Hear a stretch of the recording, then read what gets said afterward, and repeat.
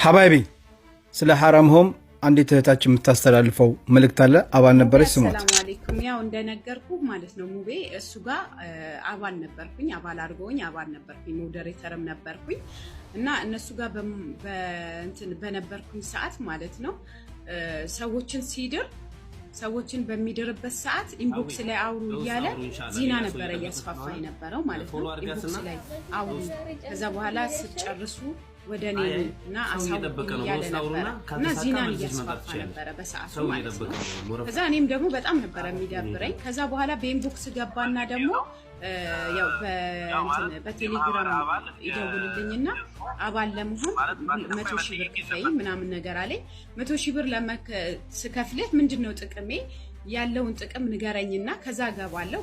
ለማንም እንዳትናገሪ ጥቅም አለው፣ ለማንም ግን እንዳትናገሪ 100,000 ብር የምትከፊ ከሆነ እነግርሻለሁ ሲለኝ እኔ ችግር የለውም እመነኝ እኔ ከፍልካለሁ፣ ግን ጥቅም ማገኝ ከሆነ ብቻ ነው የምከፍለው ምናምን ነገር ስለው ያለኝ ምንድነው 100,000 ብሩን ስከፊ ሰዎች ለእርዳታ ብለው ሲልኩ ግማሹ ለኛ ነው፣ ግማሹ ደግሞ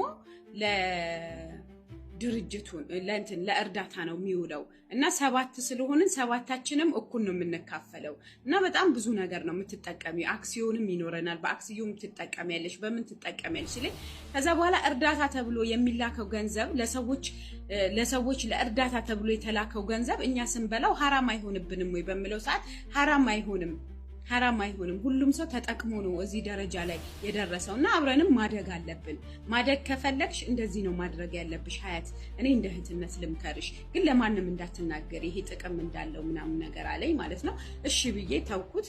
ከዛ ሰዎችን ሳማክር ይሄ ነገር የሚሆን ነገር አይደለም ብለውኝ በጣም ውሰት ብዙ ነገር ቅንብር እንዳለው እንደገና ደግሞ እዛ ጋር ደግሞ ሰዎችን ሲያጋባ ዚናም እንደማስፋፋትም እንደሆነ ሳቅ ነው። እኔም ደግሞ ይሄ ራሴን ያገለልኩት ማለት ነው። ይሄ ልንገርክ ብዬ እንግዲህ እንደሰማችሁት ነው የእነሱን ዓላማ እንዴት እንደሆነ። ከአባል 100,000 ብር እየተቀበሉ እንግዲህ ገንዘብ ለመሰብሰብ ነው። ከ10 ሰው እኮ 100,000 ብር ከከፈለ በቀላሉ 1 ሚሊዮን ብር አገኙ ማለት ነው። ይሄ ነው እንግዲህ እንደዚህ እያደረጉ ከእህቶቻችን ብር ለመቀበል ለመዝረፍ ነው። አይሳክ እዚህ ቲክቶክ ሚዲያ ላይ ትዳር እናጋባለን የሚሉ ሰዎች አገናኝተዋታል። መጨረሻ ላይ በውስጥ መስመር ትነጋገራለች እዚሁ ቲክቶክ ላይ እና ቪዲዮና ፎቶሽን ላኪልኝ ብሏት አገባሻለሁ ብሏት ኦኬ ያለች። ከዛ ከተስማማች በኋላ በጉዳዩ ላይ ፎቶና ቪዲዮ ከላከች በኋላ ላይ እንትን ይለውና ዝም ይላታል። ከዛ ምንድነው ማለትም አሳውቀኝ፣ ትዳር ብላ የመጣው አንተ ነህ፣ ስለዚህ መጨረሻውን አሳውቀኝ ምንድነው ምናምን ስትለው ብር አምጪ አላት። እንዴ ብር ለምን አመጣለሁ ምናምን ስትለው ብር ማምጣት አለብሽ 200,000 ብር ማምጣት አለብሽ አላት። ምንም በተመለከተ ነው ማመጣው አልሰጥህም አለችው። እንግዲያውስ እንደዛ ከሆነ ሶሻል ሚዲያ ላይ ፎቶሽንና ቪዲዮሽን ለቃለሁ አላት። ያው ሸሪያው ይፈቅድልኛል ብሎ ተሸፋፍና የነበረችው ልጅ እንድትገለጥ አድርጎ ጸጉሯ እንድትታይ አድርጎ ጸጉሯ የተከፈተችበትን ቪዲዮ ቀርጻ ላከችለት ማለት ነው ለማየት። በዚህ ደረጃ ብልግና እየተሰራ ነው ያለው። ትዳር እናጋባለን እያሉ ብዙ ሰዎች የሰው ሕይወት እያበላሹ ነው እና በጣም ያሳዝናል። እንዲህ አይነት ነገሮች እየተደረጉ ነው ያሉት። አንድ መላ ቢበጅበት ጥሩ ነው። ያጀማ እዚህ ኦንላይን ላይ እናጋባለን በቴሌግራምም ሆነ በቲክቶክ ወይም ደግሞ በፌስቡክ በየትኛው ሚዲያ እናጋባለን ብሎ የሚነሳ ሰዎች ከበስተኋላቸው ሌላ አጀንዳ ነው ያላቸው። የሰው ሕይወት እየተበላሸ ነው። የሰው ሕይወት እየተቀጠፈ ነው። የእህቶቻችን ሕይወት እየተቀጠፈ ነው። ስለዚህ ለዛውም ያንን ነገር ለማድረግ ብር ይከፍላሉ። ሁላ ቀብድ ማለት ነው። ወንድና ሴት እናገናኛቸዋለን ክፈሉ እየተባሉ ብሩ ላይ ይከፍላሉ እነዚህ ሰዎች ማለት ነው። ብራቸውንም ከፍለው ከዛ በኋላ ደግሞ አይተዋወቁም። ለመተዋወቅ ተብለው በውስጥ ለውስጥ ያወራሉ። ቪዲዮ ላኪ ፎቶ ላኪ ይባላል። ፎቶና ቪዲዮ ይላካል። ከዛ በኋላ መጨረሻ ላይ ያ ፎቶና ቪዲዮን ካየ በኋላ ያ ሰው እለቅብሻለሁ እያለ እያስፈራራ ገንዘብ መቀበል ጀምረዋል ማለት ነው። እንግዲህ አሁን የስንቱ ይፍጨው ሆድ ይፍጨው ስንቱ ያለበት ነገር ማለት ነውና ጥንቃቄ አድርጉ ለማለት ፈልጌ ነው። ትንሽ ደስተኛ አይደለሁም በእንደዚህ አይነት ነገር ላይ ማለት ነው። ይህን ስሰማ ትንሽ እንትን ብሎኛል፣ ረብሾኛል። ምን ያህል ከባድ እንደሆነ ማለት ነው። ማለት እንግዲህ እቺ ልጅ የተናገረች ነው እኛ የምናውቃት አካባቢ ነው ያለችው። አሁን ደግሞ ሌላ ቦታ ደግሞ ያሉ ሰዎች ደግሞ ምን ሊሉች እንደሚችሉ አስቡት። አረብ ሀገር ያሉ እህቶቻችን አስቡት። አውሮፓ ላይ ያሉትን፣ አሜሪካን ሀገር ያሉትን ትዳር ይፈልጋሉ። ሪል ነው፣ እውነት ነው። ግን ትዳር ከፈለጋችሁ በቤተሰብ ጨርሱ። ቤተሰብ አካባቢ ላይ ሄዱና ጨርሱ። በምታውቁት ሰው ጨርሱ። ቢያንስ በውስጣቶቻችሁ አካባቢ ላይ እንኳን ብጨርሱ ቢያንስ የሚታመን ሰው ይኖራል። ኦኬ። የሆነ ነገር ከፈለገ ትዳር የሚፈልግ ከሆነ መጀመሪያ ቤተሰባችሁን ይጠይቅ። ሄዱ አባታችሁን ሄዱ ይጠይቅ፣ ወንድማችሁን ሄዱ ይጠይቅ። ሶሻል ሚዲያ ላይ ምንም ነገር ሲመጣ አትቀበሉ። እንዲህ አይነት ነገር ከመታመም በላይ ትልቅ ነገር የለም፣ ህመም የለም። እና ጥንቃቄ አድርጉ ለማለት ፈልጌ ነው። አፎን አጉል ሰዓት ላይ ነው እንትን ያልኩት ማለት ነው። ኢብራሂምዬ ኧረ አብሽር ኡስታዝ፣ ትልቅ ነገር በጣም ያሳዝናል። የሰው ህይወት በጣም ከባድ ነው። ደግሞ ያስፈራራሉ። ምን ይላሉ? የሚገርመው ፓርት እሱ ነው። ሱብሃንአላህ ከባድ። በዚህ ልክ ማንነትን ማጣት ከባድ ነው። እስልምናን ማጣት ማለት እንግዲህ ስነ ምግባር ጉድለት ነው። እንግዲህ ከዚህ በላይ ምንም ሊባል አይቻልም። እና ይህ ብልግናም ጭምር ነው። የሰው ንብረት አማና ወስዶ እንደገና በዛ ላይ ደግሞ እንዲህ አይነት ነገር ኃላፊነት የማይወስድም ከሆነ አስቸጋሪ ነው። አድራጊዎቹ ራሱ ነው እና ኡስታዝ ትክክል ነው።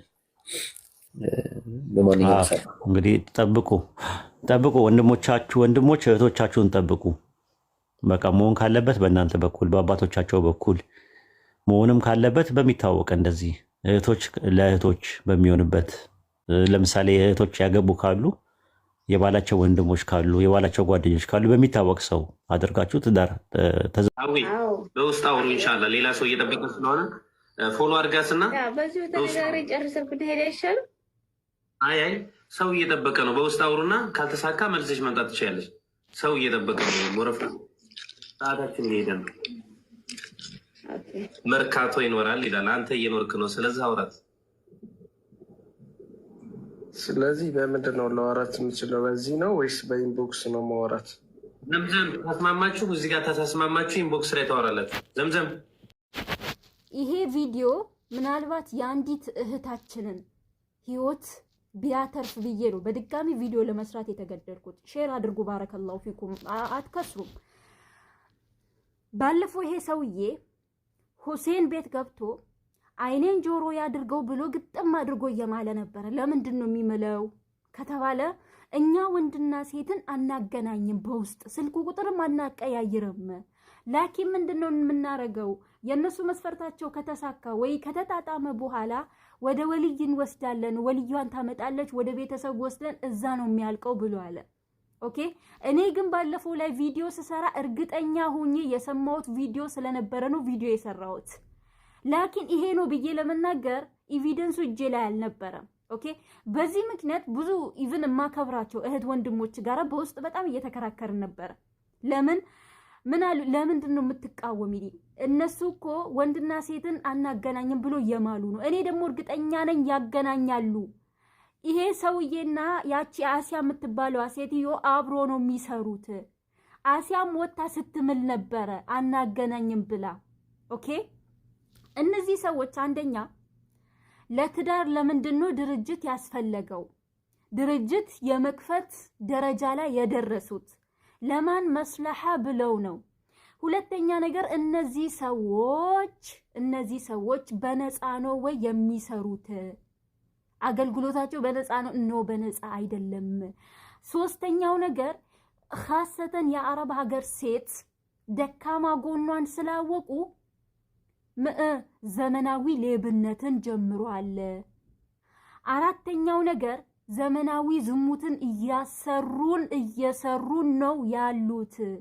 ስለዚህ እህቶቻችን ሜቢ ተሳክቶላችሁ እንኳን ትዳሩ እንኳን ቢሳካ ወይ እድሜ አይኖረውም ወይ ደስተኞች አትሆኑም ብለን ቪዲዮ ስንሰራ ከፊሉ ምቀኝነትን መስሎታል። ለራስሽ አላገኘሽም እንዴ ምናምን ብላ የኮመተችም አለች ማለት ነው። እኛ አስጠንቀቀን ተናግረናል። እኔ ሜቢ እንዶ ላቀደረ አላህ አላህ የቀደረልኝን መልካም ትዳር እንኳን ባጣ ይሄ ባህሌ ራሱ እምነቴ ራሱ ተው እምነት ትልቅ ነገር ነው። ተው ባህሌ ራሱና አስተዳደጌ ራሱ ስለማይፈቅድልኝ በተአምር ድርጅት ሄጄ ራሴን አዋርጄ ዝቅ አድርጌ ትዳር ፈልጋለሁ ብዬ አልናገርም። ሙስተሂል ወላሂ ነው የምላችሁ። ይሄ ከዚህ ነገር ተጠንቀቁ። ይሄ ነገር ደስታ የለውም፣ ነገ ክብር አይኖረውም፣ ነገ ውርደት ነው፣ እድሜ አይኖረውም ይሄ ትዳር ስንል ብዙዎቻችሁ ልታምኑን አልቻላችሁ። ምክንያቱም የነሱ መማል አይታችሁ ትዳር